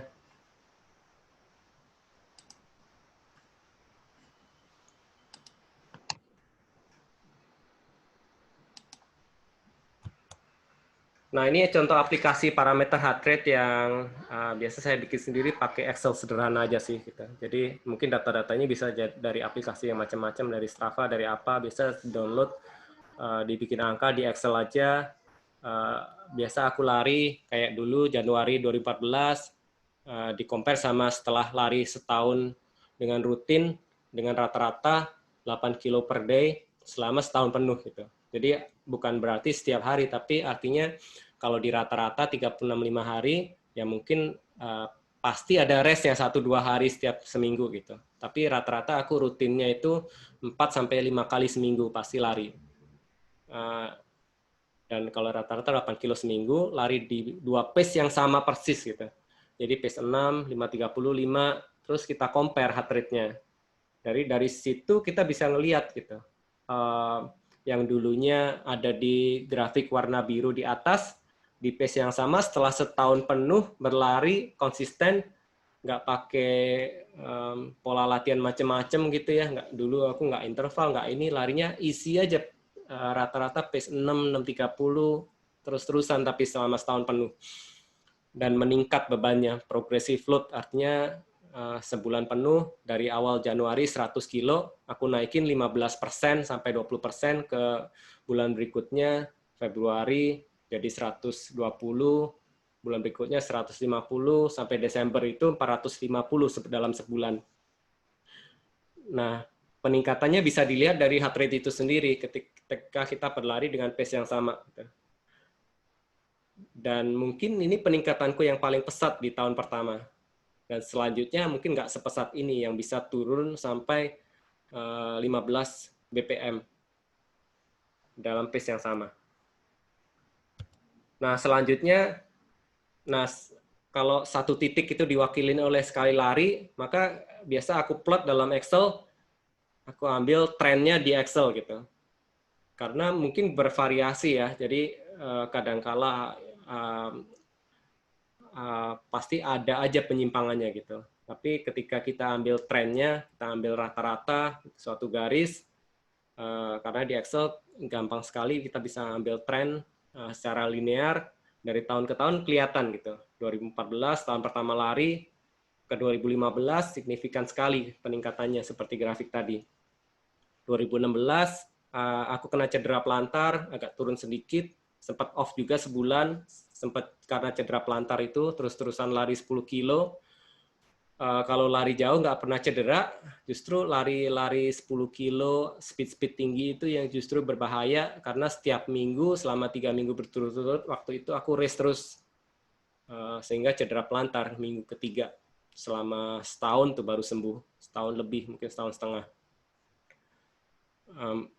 Terus ke 2017 ada peningkatan yang lumayan juga, Terus ketika aku sering race setiap bulan, 2 race jarak jauh, 100 kilo setiap bulan, kadang setiap minggu juga, kayak di Mestastila 100, habis itu minggu depannya di ITB Ultra 170. Mungkin karena terlalu banyak, jadi aku pikir waktu itu aku terkena overtraining syndrome, jadi malah imun tubuhku itu malah menurun gitu. Di BTS, kena dingin sedikit, jadi pilek-pilek, jadi nggak enak badan. Yang agak bingung juga waktu itu, ini kenapa sih? Oh ya mungkin aku harus melupakan semua race-race yang ada itu, aku balik back to basic lagi 2019, aku udah nggak pernah lari trail, udah back to basic banget, aku fokus di road ultra aja, dan larinya juga nggak pernah trail lagi semenjak itu, bener-bener never in the trail gitu. Jadi sampai tubuhku recover, terus aku pelan-pelan lagi menaikkan lari di aspal terus-terusan, fokus waktu itu fokus ke TT Ultra, fokus ke Tambora Challenge, sehingga bisa ada peningkatan lagi lebih lanjut. Berarti vakumnya cukup lama dong di trail, abis itu nggak trail lagi ya? Nge-trail cukup lama, dari 2014 sampai 2018 tuh, 5 tahun. 5 tahun, terus habis itu kayak stop trail, fokus ke road gitu ya? Ke ultra road lebih tepatnya lagi sih. Ya kalau overtrain atau apa kan mungkin tubuh benar-benar langsung drop gitu ya, kalau terlalu push gitu ya. Gejalanya itu ya nggak tahu ya, kayak mungkin nggak tahu OTS, nggak tahu, nggak juga. Tapi agak-agak aneh, maksudnya aneh itu kayak membingungkan gitu. Ini kok selalu ada masalah terus sih setiap race gitu, terutama di suhu-suhu dingin gitu. Ada yang aneh nih gitu. Kan ada orang yang ya udah mungkin hal yang beda lah gitu, tetap maksain gitu. Tapi kadang-kala ada bagusnya juga kita ambil langkah yang aman dulu, mundur dulu, off dulu, kurangin dulu, jangan dipaksa ya. Jangan dipaksain.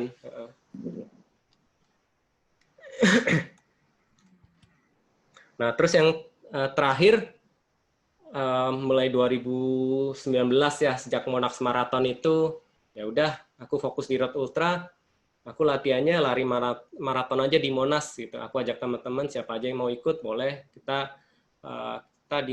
di Monas ngeloop aja, kita muterin dengan jarak yang sama 1,7 kilo, loopnya udah terukur jelas gitu. Kamu tinggal ngitungin berapa kali aja, nggak mungkin kurang jaraknya gitu. Karena patokan loopnya sama, aku juga bisa pakai manual lap timing. Jadi pencetin aja, loop sini sekian, loop sini sekian. Justru pacing yang benar itu seperti itu gitu. Jadi pakai waktu, bukan pakai pace. Karena pakai pace GPS yang paling akurat sekalipun ya, kalau aku bilang saat ini 2-4% itu Coros itu selalu dia sama jaraknya selalu lebih gitu. Selain akurasi tadi, reliability-nya dia tetap konsisten lebih. Jadi kan ada juga yang kadang kurang, kadang lebih, kadang kita bingung. Tapi kalau lebih terus lebih enak lagi gitu. Kadang lebih 200 meter dalam 10 kilo, kadang lebih 400 meter. Jadi kita bisa, makanya pada maraton rata-rata lebihnya 600 sampai 800 meter gitu. Ya udah, berarti pace-nya kecepatan yang aku lihat di jam. Jadi kita kurangin gitu. Kalau pakai pace di jam. Tapi kalau kita mau latihan pacing yang benar, itu ngeloop di jarak yang sama, kita pakai patokan waktu gitu. Jadi kita bisa ambil waktunya, nggak boleh kurang dari 3-5 detik setiap loopnya. Jadi udah pasti itu pace-nya akurat, stabil. Terukur banget ya kalau pakai loop ya. Udah. Betul. Makanya atlet-atlet itu di track aja latihannya gitu. Karena mereka butuh pace yang jelas gitu. Dan ada yang ngitungin pakai stopwatch kan pelatihnya. Iya, benar juga ya. Nah, terus selain itu juga, selain waktu, kamu harus membuat suatu parameter itu menjadi konstan, menjadi tetap gitu. Either itu straight line-nya atau cadence-nya gitu. Tapi biasa kalau stride length itu kan hasil kalkulasi aja. Kalau nggak ada kalkulasi, kamu bisa ngelihat pace-nya aja. Tapi selain pace, bisa dilihat cadence-nya juga. Jadi dengan melihat pace, kamu dengan kata lain melihat stride length, melihat cadence, kamu melihat berapa langkah dalam per menit gitu. Jadi kalau keduanya kamu melihat, kamu jaga pace-nya konstan dan cadence-nya konstan, sudah pasti pacing-mu akan konstan waktunya. Tinggal ngatur power kakinya aja. Nah, pada prinsipnya dari dulu aku nggak pernah pakai HR sebagai acuan gitu. Aku selalu ngacunya pada waktu dan cadence dan pace. Tapi pace pasti naik turun, kena gedung juga turun. Jadi cadence mungkin lebih akurat kalau bisa pakai foot pot atau power pot dan lain-lain. Tapi dari dulu aku nggak pernah pakai heart rate sebagai acuan. Jadi yang menurut aku sih ya, ini pendapat personal, lari yang baik itu nggak mengacu pada heart rate yang konstan. Artinya kalau kamu jaga heart rate konstan, udah pasti larimu nggak stabil. Larimu pasti dipelanin, dikencengin, dipelanin gitu. Kecuali kalau memang ada alasan kesehatan, kamu membatasi di heart rate misalnya 70 atau 80% gitu. Nah yang terakhir lebih advance lagi nih gitu. Kalau menurut aku, Cici Polny ini udah mungkin lebih advance lagi. Dengan pakai feeling aja dia udah tahu pace-nya berapa gitu. Jadi lebih sensitif ibaratnya. Dia angkat tangan aja, oh ini pace-nya segini nih, udah terbiasa banget gitu, karena dia udah terbiasa long run, dia udah terbiasa atau atlet-atlet juga, wah pakai Casio aja bisa kenceng gitu ya, itu tadi gitu, karena dia terbiasa banget lari dengan feeling dan pace-nya segitu, feeling-nya mungkin lebih sensitif daripada orang kebanyakan gitu, dan mungkin bisa jadi lebih akurat gitu. Jadi menurut aku gitu. Nah, mungkin kalau ada yang ditanyakan teman-teman itu slide-ku terakhir ya. Ada yang mau ini apa komen atau feedback dari slide-slide sharingnya Hensis? Ada yang ajak tuh 2021 2022 gas lagi tuh Hensis. Kira-kira Hensis bakal ini nggak, misalnya sekarang udah ultra runner, lagi di road, kepikir nggak sih pengen nanti mungkin berapa tahun lagi udah bosen lagi klimaks di road, balik ke trail, sempat nggak kepikir gitu Hen? Sejujurnya menahan untuk tidak trail itu sangat susah sekali ya sejujurnya, karena trail itu kan indah, habis itu kita melihat alam yang indah, kita melihat sesuatu kehidupan yang berbeda gitu pada kehidupan kita pada umumnya, kita kayak melupakan kesibukan, kita udah kayak ya udah meskipun nggak banyak orang sendiri, kayaknya lebih damai di sana gitu. Jadi trail sudah pasti pengen ke sana, cuman sebenarnya karena aku terus-terusan trail ya 5 tahun ya, sebenarnya hampir semua race itu udah aku ikutin semua gitu. Jadi ini gunung mana lagi sih, ada yang bikin di gunung baru lagi, aku tertarik gitu. Kayak Dieng, oh ya belum pernah di sana, Guntur belum pernah. Aku lebih ke sananya sih kalau trail gitu, nggak berharap performanya jadi bagus, aku lebih kompetitif. Justru enggak, karena aku tuh orangnya sangat konservatif gitu. Pokoknya aku harus selamat aja udah. Nggak penting podium berapa, nggak penting ini, udah selamat aja udah. Sampai finish dengan selamat, happy, feelingnya bagus. Yang penting nggak malu-maluin, udah cukup gitu, nggak perlu jadi podium gitu, karena resiko kadang kita nggak mikir kalau di race trail itu resiko-resiko yang bisa terjadi hanya karena kita pengen mengejar sesuatu, bahayanya relatif sangat besar di sana. Iya, resiko cedera kalau di trail lebih besar daripada di road ya. Selain itu bakat juga sih, mungkin aku bakat di trailnya nggak sesuai, nggak sebesar yang mungkin teman-teman harapkan, atau mungkin akunya juga terlalu enjoy di trail, ngapain juga balapan gitu, mending kita nikmatin trailnya.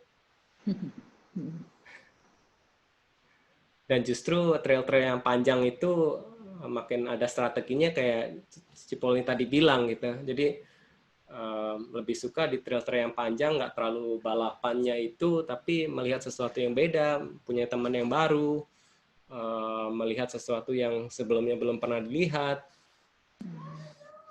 pergi ke tempat-tempat yang indah gitu pada intinya. Tadi sempat ngobrol ya sama Hentis. Aduh, kemarin trail ke Gunung Salak ya cukup susah. Mungkin ya belum menemukan jati diri jadi trailer.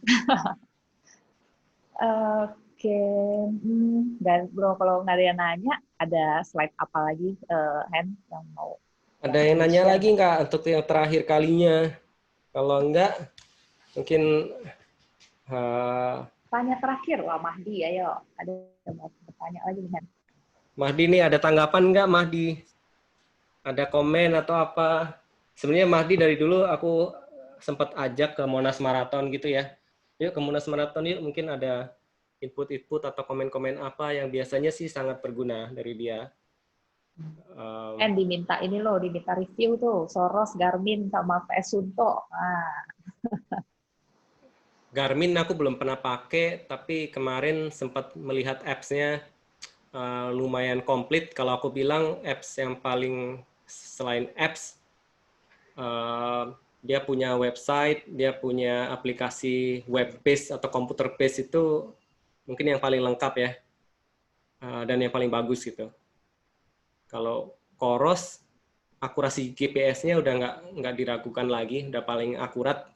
Aku sendiri ngetes, aku kan suka lari ngeloop, udah pasti itu tes jam GPS yang paling berat itu di loop, karena di loop kamu bisa lihat, dan loop itu aku sendiri ukur gitu. Jadi artinya sebenarnya ngukurnya bisa pakai roller yang ada meterannya itu ya, atau bisa jadi kita ambil aja tali rafia ya. Kan kita punya ubin nih di rumah kita, ada ubin. Kita ukur aja pakai tali rafia, pokoknya 50 meter sesuai ubin di rumah kita. Habis itu kita kali ke jalan gitu ya. Kita cari loop 400 meter supaya enak hitungnya. Nah, 400 meter aku set jamnya di situ. Rata-rata sih konsisten lebih 2% yang aku bilang tadi gitu. Dan line-nya itu smooth banget gitu. Ketika merek lain mungkin nggak bisa se-reliable itu, dan kita bisa simply lihat dari garis-garis grafik di GPS-nya itu sendiri, either di Strava atau di mana gitu. Kita bisa compare dari garisnya itu udah bakal kelihatan. Nah, kalau menurut aku begitu. Nah, kalau Sunto sendiri, dia punya aplikasi yang sebenarnya aku sangat suka dari dulu, itu MovesCount. Aplikasinya itu canggih sehingga dengan kayak yang aku bikin tadi itu kan pakai Excel tuh. Kalau pakai MovesCount dengan beberapa klik aja kamu bisa dapet itu scatter chart-nya dari semua larimu, x-axis KPH, y-axis KPH, x-axis di pace. Itu udah dengan beberapa klik udah langsung kelihatan di MovesCount. Nah, itu aplikasi yang menurut aku belum ada yang mempunyai analisa multi run ya, nggak cuma 1 atau 2 run, tapi semua run bisa kamu tampilin di sana.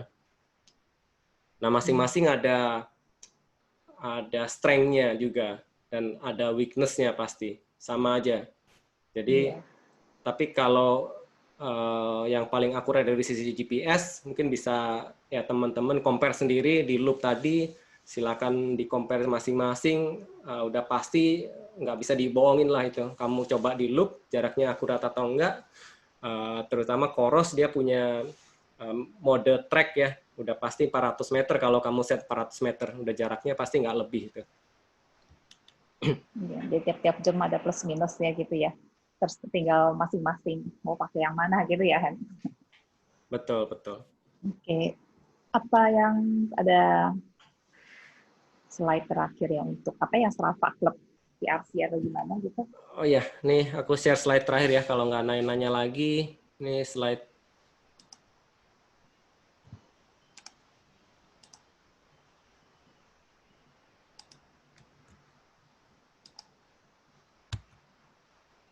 Nah, topik berikutnya nih. Jadi harapannya sih nggak terlalu rumit-rumit. Aku tahu banyak yang metode-metode runit, tapi challenge-nya itu mengambil 1-3 aja yang paling penting, sehingga kita bisa jadi nggak bingung apa yang kita ikutin gitu. Jadi pada prinsipnya itu SMART bisa jadi kita lebih spesifik, kita lebih terukur, kita bisa orientasi dari target kita punya target yang realistik, kita juga ada time targetnya, habis itu kita evaluasi dan kita review. Nah, terus ini ada suatu aplikasi yang mungkin nanti bakal aku share gitu ya. Nah, aplikasi yang canggih-canggih seperti ini itu simply nggak akan akurat tanpa HR. Simpelnya perhitungan kalori itu udah pasti akurasinya akan sangat besar kalau nggak ada data HR. Nah, seperti itu. Jadi teman-teman bisa mulai dibiasakan memakai heart rate. Aku terbiasa pakai heart rate di chest strap ya, yang nggak nyaman memang, tapi dari dulu udah aku paksakan gitu. Mau nggak dilihat juga, yang penting ada datanya gitu. Dan makin akurat data, makin berarti parameter-parameter yang menjadi acuan kita. Nah, itu aja sih. Jadi jangan pusing dulu. Ini sepertinya memusingkan juga, tapi ya pelan-pelan nanti mungkin bisa kita pakai. Aku juga nggak mengerti seluruhnya, tapi harapannya ada 1 sampai 3 aja yang kita menjadi patokan sesuai dengan target kita gitu.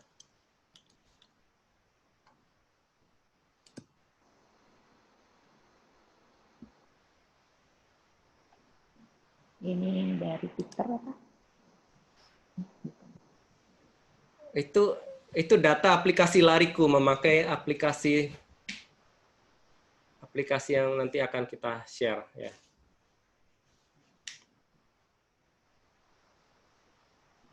Oke, terus kemudian ada kayaknya ini nggak ada yang bertanya-tanya ya. Rencana apa yang Strava Club kita yang TRC-nya itu apa kan? Iya, tadi berarti kurang 1 slide tadi.